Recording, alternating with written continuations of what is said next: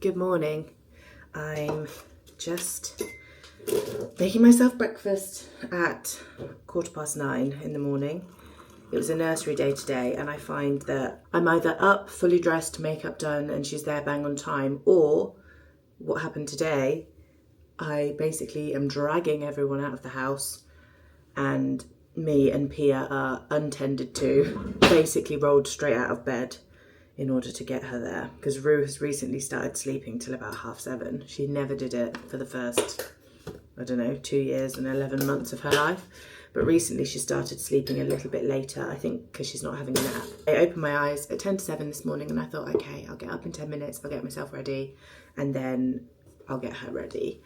I closed my eyes for 10 minutes and of course, I fell back to sleep. I'm just making myself a bit of breakfast and then I'm going to put a bit of makeup on and get ready to go to postnatal yoga. I think I'll talk a little bit more about it after I've been. I went for a facial last night and it was glorious. I can't express to you how glorious it was. I never really used to get facials. I would go for them if I had a particular skin complaint or if I just felt like I was looking a bit tired or whatever. But I was always a massage girly. Get me a back massage, sign me up, full body massage, hot stones, sports massage, reflexology, absolutely anything. Dig your elbows into my back, roll me up in a ball. I would absolutely live for that. But I have to say, I think it must be my age, getting a little bit older and feel like my face just needs a bit more attention. So I went yesterday for a 1.5 hour youthful skin. I had a little bit of LED light therapy, just a little bit of everything. It was lovely. And then while I had the light mask on, she gave me a neck and shoulder massage. And honestly, I left that place feeling like a piece of jelly. I was so happy with my life. If you have a new mum in your life, please treat them to some vouchers for a facial. I mean, I know I look mega tired, but my skin feels wonderful. But yeah, anyway, let me eat my breakfast and get to yoga because I don't want to be late. Finished my postnatal yoga class. Pia is asleep in the car, so I'm taking a minute in the Aldi car park. I think I mentioned in my last vlog that I'd been to postnatal yoga. The sun's really annoying, isn't it? What happens if I put this down? Is that better? Not really. So this is a class that's local-ish to me. I have a little bit of a drive, but not too far. And the lady who runs it she does hypnobirthing courses. I think she did like a doula service, although she might have just finished that. Pregnancy yoga, postnatal yoga, baby massage. So she has a studio and she runs loads of different classes. And one of my sort of friend/acquaintances through baby life, I saw her posting about going to postnatal yoga and I was like, that sounds like something I might enjoy. I'm not good at yoga, let me just put that out there, but it's really nice because it's a whole mix of abilities in the class, and basically classes are an hour and a half. You take your baby, you do an hour of yoga, and then you have half an hour with tea, coffee and cake. And Amy, the lady who runs it, is a really good baker, so she always makes something delicious, and you just get to sit and chat, and the babies get to play in the middle. She'll set up play mats and sensory bits, and we get the parachute out at the end of the yoga for the babies and stuff. So it's kind of like baby sensory mixed with yoga for the mums, and I just love it. The range of babies, the eldest is 6 months I think there, and Pia is the youngest at 9 weeks. And yeah, it's just been really great. The reason I wanted to talk about this is because I know there are people that follow me that have babies, and maybe you're a first time mum, maybe you are second time, third time, whatever. But I just want to make the point that it's really important to still do things for you. And I know, don't get me wrong, I appreciate that's a lot more difficult for certain people. If you're in full-time work, if you don't work from home, all of those things add up. And I know when I had Rue, I didn't do anything that wasn't baby focused. Pretty much the entire first year of her life was just Rue focused. I went to baby classes, I was at home with her, I would see my friends or my sister with babies. I was making TikToks about weaning my baby. I was just completely soaked into being a mum, and I love being a mum. But I got to maybe a year and a half into motherhood, and I realised that I basically didn't really know who I was anymore separately. And it's something I've talked about quite a lot with my therapist as well, because I think it's really easy to feel resentful as a mother. You feel resentful that you can't have the same freedoms that you had before. You might feel resentful that you don't have the same freedoms as your partner. I mean, when I go back to my first weaning videos, I actually feel a little bit of, this is going to sound really trivial, but all my adult life I've had my nails done. That's something that I'm It's just my thing that if I don't have that done, I don't feel like myself. When I had Rue, I just found I couldn't find the time to go and get my nails done, or I was telling myself I couldn't find the time, and I didn't get them done. And in my first weaning videos, for the first 6 months to a year of those videos, every time I see my hands in those videos, it makes me want to cry because my nails aren't done. And don't get me wrong, obviously the thing itself is very vapid. I realise having your nails done is a first world problem, but I'm talking about what it metaphorically represents for me as a whole. The fact that I'd completely disconnected from kind of the person I was before. And you do go through a massive transformation in motherhood, and you don't want to be the same person that you were before, but you do want to try and retain some autonomy as a grown woman, as a person. And I just found that I wasn't really getting that. And I suppose this time round, I'm just being a lot more intentional about preserving and protecting that time for me, to try and make little pockets of time. Like, obviously I went for a facial yesterday. That's a very plush example. That's not something I will be able to do every week. When I had Rue, I was telling myself, you can't just leave for an hour and a half to have a facial. And actually, I could. I appreciate that for some people that really isn't possible. Maybe you don't have your partner around in the week. Maybe you don't have any support network. You're a single parent. There are so many different layers to parenting and so many different ways that people make things work. But try your best to find something. For me, this postnatal yoga class, it's pretty much the only exercise I'm doing in the week at the moment, although that is something I want to change soon. But this is what's manageable for me. Rue is at nursery 3 days a week, and those are my work days. But at the moment, on my work days, I also have a newborn. So the reality is, I need to give myself grace that I'm not going to be able to work to the same capacity. I have a literal baby at home with me. She's going to be at home with me for, 9 months, a year. We put Rue in nursery when she was 1 year old. I don't know what the plan will be for Pia at the moment. At the moment, she's at home with me on those 3 days. But yeah, finding this class that I can go to, I can take my baby, I can get adult conversation, I get an hour of postpartum designed exercise, I get to chat, I get to, I feel like I've still taken my baby to a baby class because there are other babies there and there's sensory stuff there that meets her needs. I can stop and feed her, change her, whatever. It's very easy. It's a very easy environment. But finding something like that has been kind of a game changer, because it doesn't require me to need extra help in terms of childcare, which I can't get on these 3 days. So yeah, I guess what I'm trying to say is there are things I'm doing this time around to be more intentional about doing things for me, being a little bit selfish, but at the same time it's not selfish. I think as a mum, it's really easy to start thinking, oh, I got to go and have a shower and wash my hair, like that's some sort of luxury, or I got to go to the toilet on my own. That's not a break. Those things don't constitute self-care. Those are just basic rights that we should be able to do. And motherhood dictates that you can't always do those things. So I suppose I'm trying to put in little luxury things for myself. And it might even be going for a walk on your own, like without the baby, without the toddler, just, when your partner gets home from work or when they're in bed, saying, I'm going to go for a walk. Obviously it's dark at the moment, so be safe. But I'm going to go for a walk, or I'm going to go to the gym for 20 minutes and walk on the treadmill with my headphones in and listen to a podcast and not have anybody else needing anything from me. Because even just leaving the house on your own can be so refreshing. Every mum knows that feeling of when you're going on a little jolly to the supermarket on your own and you literally feel like you're on holiday. That's sad, isn't it? I mean, it is sad but true. So it's finding little pockets of time that you can do things for yourself, basically. I feel like I've just waffled for ages. But yeah, it's partly the reason for my facial yesterday. I just wanted a pamper and I thought, I'm a grown woman. Why am I not just booking myself in for something? Yes, it's got to be in the evening because that's what's going to work for my family. Yes, it's going to potentially add a little bit of stress onto Alex this evening, but actually it didn't. He's perfectly capable of taking care of the baby and going to pick the toddler up from nursery on his own. He does it all the time. In the past, I felt like, oh, he's taken the baby to walk to pick Rue up from nursery, so I should be using this time to do the laundry or clean or do XYZ. Instead, I'm every now and then saying, I'm actually just going to do something for myself. And it's not going to be anything household responsibility related. It's not going to benefit the household really in any way, aside from helping me feel less stressed and helping me feel more like myself, which actually in turn is a benefit for the family, because nobody, like a burnt out mother, is not going to benefit anyone. Actually, it makes life really flipping horrible. Alex did the food shop at the weekend, but I wasn't organised in my head enough to tell him what I'd need for my lunches, so I've come to get them now.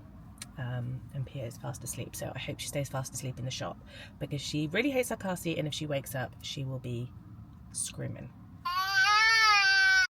Can confirm she screamed the whole way home.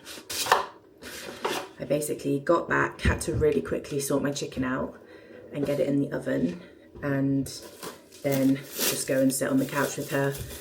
She fed for ages. She's been getting really frustrated on one particular side, like feeding on one side, and I don't know why. She suddenly got beef with the left boob. Don't know what it is. A couple of bits to meal prep. I got some chicken thighs, which I'll show you in a second, and I'm just cutting up some broccoli. I want to make some like sesame soy broccoli, because we've been watching MasterChef The Professionals, and someone served a meal last night with sesame and soy broccoli and it looked delicious. And I'm also going to make some breakfast bars, which I've been making for the last couple of weeks, and it's just so much easier for me having something I can just grab and eat out of the fridge, rather than like trying to make myself cereal or just having toast, which doesn't fill me up. And I'm just hoping that Pia stays asleep for another 20 minutes so I can get those things done. These are the chicken thighs that I cooked. 5 chicken thighs, and I put in some tomato puree, spice mix and a little bit of water. I covered it with tin foil and cooked it for 40 minutes. I've just taken it out, shredded it up, and I'm going to pop this back in for another 20 minutes, probably 15-20 minutes.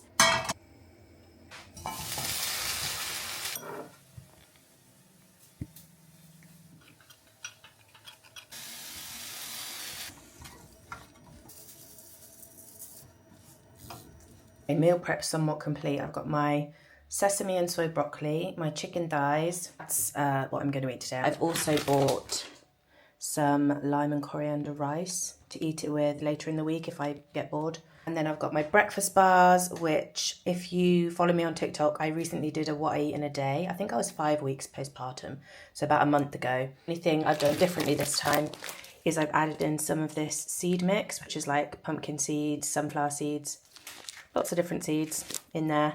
I also, from Aldi, bought some dried blueberries, which I was going to put in there, and then I forgot, so that's great. And hopefully it will mean that I can remind myself to eat a bit more easily as the week progresses.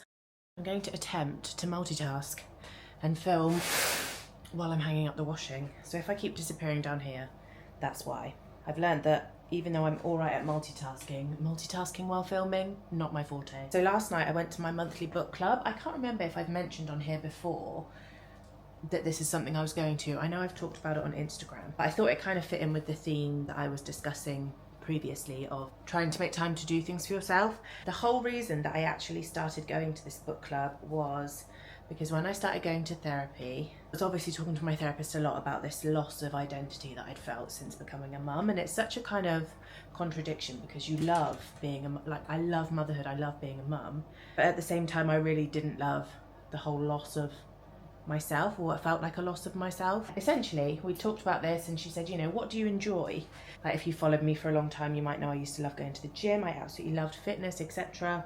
And I was like, none of these things are relevant to me right now in my life. I'm not doing any of them. So I don't even actually know how to answer that question, like what do I enjoy? But I was really enjoying reading. So she said, well, as a suggestion, why don't you join a book club? Find and join a book club. I spoke to my best friend about it, and it just so happened she'd seen a post for this thing called Book and Pudding Club. So we started going together, my best friend and I. It's on once a month, and I think there are 25 across the country. So if you live in the UK, you can just search up the Book Taster on Instagram or TikTok, and you could see if there's one near you. And I would really recommend it. It's such a fun evening out. You go, you discuss the book, they provide questions for you to discuss on your tables. You do 4 of the questions, then you have a pudding break, and then you do the other 4 questions, and you talk about it as a group, and then you come together and talk about it as a big discussion. Obviously it's that social aspect, you're getting out the house, something that's just for you, even though the last 2 I have had to take Pia, but that's been really dictated by the whole breastfeeding situation. As soon as I'm free of that, or we've got to a point where I can confidently leave her, she will no longer be invited.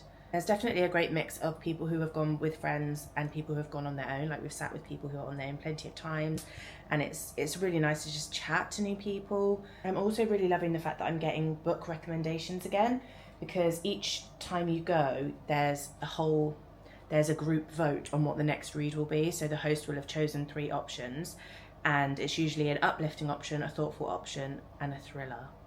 They loosely fit into those categories. And you have a sheet that has the blurb of each book, and then you vote for the one you'd like to read next, and obviously the winner is the book that's chosen. But then you also are getting the great recommendations from the other 2, like if it's something you might like to read. If it doesn't get chosen for book club, you can add it to your list. I was really missing, especially when I used to be an English teacher, like we would just sit and, obviously, we didn't sit and talk about books all the time. That makes us sound like, I mean, that is classic, what you might expect English teachers to talk about. But obviously they did come up in conversation. Just for a little bit of book chat as it fits in here, the last book we read was Will Dean, The Last Thing to Burn. And it was a really interesting read, actually, completely different from what I was expecting from looking at the cover. It was described as a thriller. I guess it's a bit more of a psychological thriller. It's basically about human trafficking, sort of similar to Room by Emma O'Donoghue, in that the theme is a woman is trapped by the man she's living with. And I also should mention that since having Pia, I have not been able to pick up a book. So please don't be thinking that I have loads of time to read books, because I really don't. I signed up to Audible basically, and I've been listening to audiobooks, which I can obviously stick on in a car, or if I get a chance to put my headphones in when I'm doing housework, etc.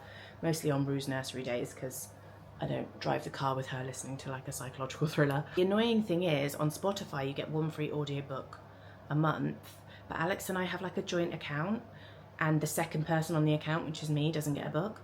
So he has the audiobooks that he doesn't listen to, and I don't get any audiobook, and I would listen to them. I need to do something about that. I've also just realised I've been chatting this whole time with the dehumidifier on in the background, so if that has been humming away and is really irritating, I deeply, deeply apologise. The plus is I managed to hang up this laundry. If you're a mum and you're just like swamped with the feelings that I've been talking about, I really hope that this vlog inspires you to just find something that you can do every month or every week, whatever's manageable for you. I appreciate some people are in situations that just, it's so hard. We have decided to put the Christmas tree up tomorrow. Woo. Which Alex is working from home, and he usually finishes on a Friday at like 3ish, because he'll start early to finish early. So tomorrow afternoon we should be able to put the tree up, which I'm very excited about. This is the first year where Rue is going to be actually involved in putting the tree up, so I'm looking forward to rearranging all the baubles after she's worked her magic. Not a horrible person, but I just know she's going to put 20 baubles on one branch, because that's just her style. Then she'll probably get bored and start causing chaos. We'll see how it goes, but the Christmas magic begins.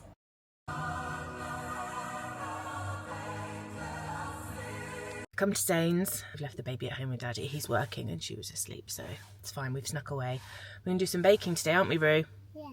Need to get a few bits from Zane's. I feel like, well, I think every mum will relate, but popping to the shop takes up 90% of my week. Even though we do a full shop and I feel like we've got everything we need, I'm then popping to the shop every other day. But hey, apparently that's just life. We finished our baking. Using this recipe from my book, which uses puff pastry, but Rue wanted to use short crust today to make actual little pies. How cute are they? They're just Christmassy and delicious. And somehow they do taste quite boozy. I mean, obviously there's no booze in there. I know that kind of fermented fruit flavour gives that vibe, doesn't it? But yeah, they're really nice. We have been watching I'm a Celeb. Is anybody else watching this year? I'm really enjoying it this year, and Rue has been watching a little bit here and there, not like consistently. We usually watch it when she's in bed, but she's been catching a little bit here and there, and she just loves the trials. She thinks that they are so, like, I get it, because I remember being a kid and seeing them, seeing the bugs, seeing the disgusting food. She thinks it's so funny, so it's quite a nice little family thing. She's actually been having so much less screen time. I think I mentioned on here a little while ago that we were doing a screen time detox, because when I had hyperemesis, I was just relying on TV so much because I could barely function, which I'm fine with. I feel like I need to give myself grace for that period of time. But Rue is one of those kids that I definitely notice a difference in her behaviour when she has a lot of TV, and so she just doesn't really watch it now.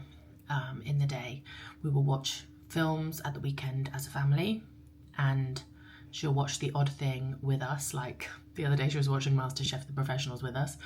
So not really prime children's TV. And I also feel like, to be honest, when TV is on, I'm more likely to be on my phone, which I don't like. I tend to feel like if the TV's off, I can't just sit on my phone. So I'll do something that's a bit more productive and a bit healthier. That has that knock-on effect as well. They're all in size order.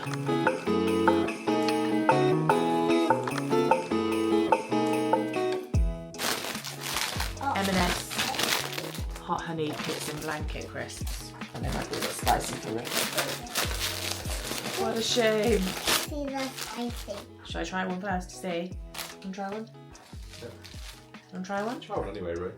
It won't be that spicy. Yum. Yum. Really good.